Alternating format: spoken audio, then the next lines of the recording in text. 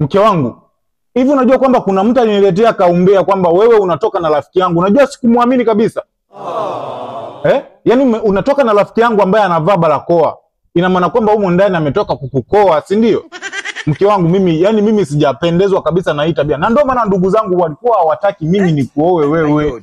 Kwa sababu wewe mwanamke kwanza hujatulia inaonekana. Alafu yaani hata aibu kabisa hapa hauna sasa. Aibu hauna, si ndio? Aibu hauna. Alafu mwanangu na wewe yani una relax kabisa yani. Wakati tunapeanaga michongo. Mimi nakwambia hivi, mke wangu mimi leo nakuua. Mke wangu leo mimi nakuua kabisa yani. Yaani huwezi kunifanyia mimi ujinga kama huu hapo yani. Mbona naishiwa nguvu sasa? Mwokoe mume wako basi, mwokoe mume wako vipi? Mpepe. Ataishiwa nguvu, kachukua maji uje umwagie basi, kachukua ndoo ya maji uje umwagie, sikia vipi? Mume wako atakufa ujue. Usimsaidie wewe.